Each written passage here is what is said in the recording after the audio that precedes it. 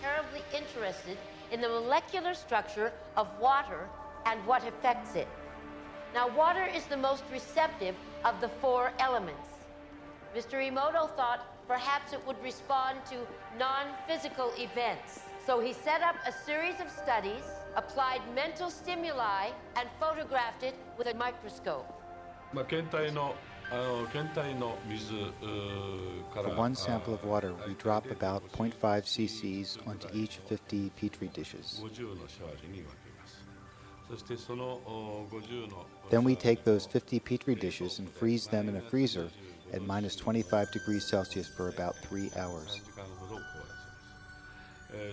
We take those frozen samples into a refrigerator that is set at minus 5 degrees Celsius, where a microscope with a camera is set up.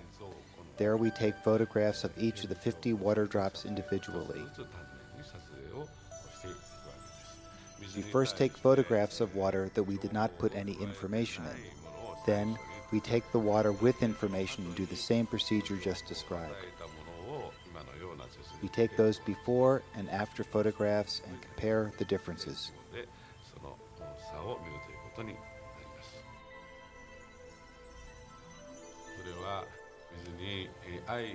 When we projected the feeling of love and thanks to water, it made the most beautiful crystal.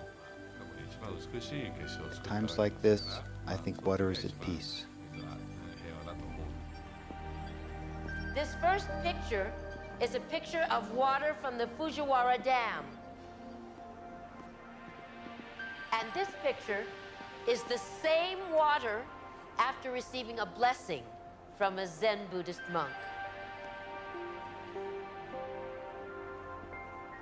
Now, in this next series of pictures, Mr. Emoto printed out words, taped them to bottles of distilled water, and left them out overnight. This first photograph is a picture of the pure distilled water, just the essence of itself. These subsequent photographs, as you can see, are each different. This is the chi of love. And we move along here to thank you.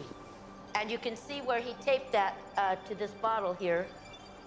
But if you read Japanese, you already knew that. Now, Mr. Emoto speaks of the thought or intent being the driving force in all of this.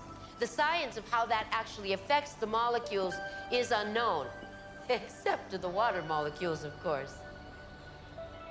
And it's really fascinating when you keep in mind that 90% of our bodies are water.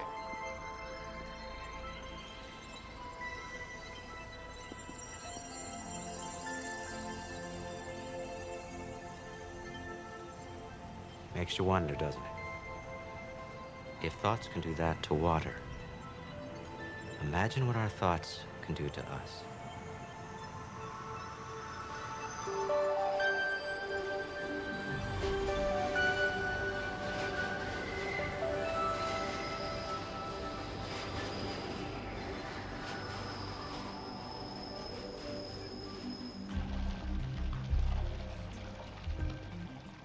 One of the most interesting experiments with random event generators occurred when it was really out of time.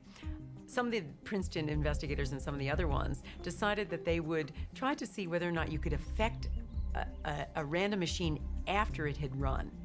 So they converted it, instead of having a computer with a visual screen, they had a computerized situation that was audio tapes. And they had it with clicks in the left ear and clicks in the right ear. And they already played this with nobody listening to it, so that it already ran. They put that in a vault, and they then gave the tape, the already run tape, to a participant and said, take it home, I want you to listen to it, and I want you to make more left ear clicks than right ear clicks with it. Send your intention to it. So the person did. They handed back the tape, and they played it, and lo and behold, and they played the one in the vault too, and they discovered that they were both the same, and they both had more left clicks than right clicks. So what was going on here? Well, it wasn't as though the person who was the participant had actually affected it at the moment he was listening to it.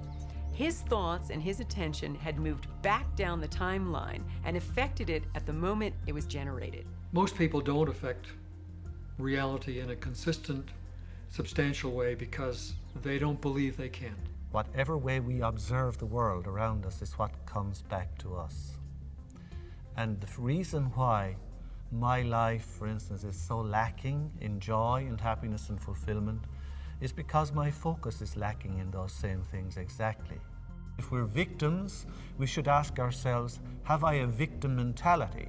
If I'm continually meeting misfortunes and accidents and tragedies, maybe it's because my mentality is basically attuned to accepting that this is the way life is, and so it happens. Now, why can I not achieve those things?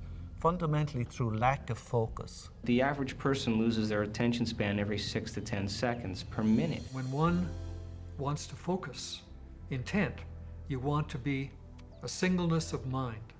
That's why some of the old occult teachings teach people to focus on a flame, a match flame, in fact, so that you learn to bring your attention into a very sharp channel so that the energy density becomes greater. The mind is structured in layers, just like the universe is structured in layers, from superficial to profound.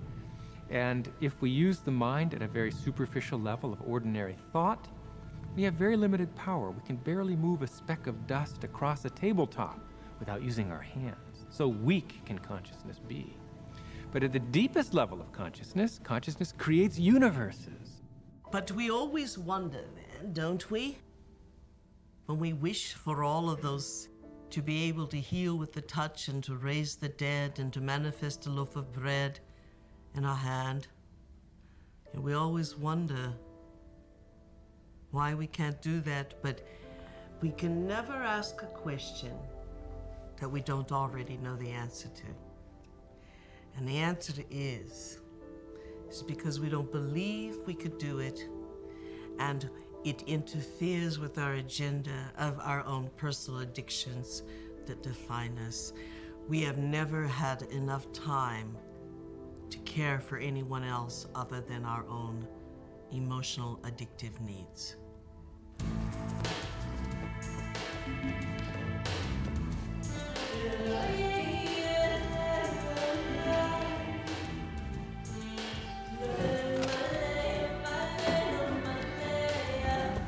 Hey, how was the shoot? Solid.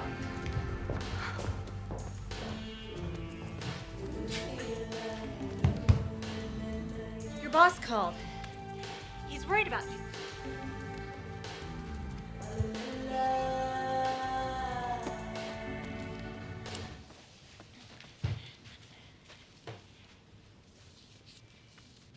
Amanda, I want to thank you for letting me stay here.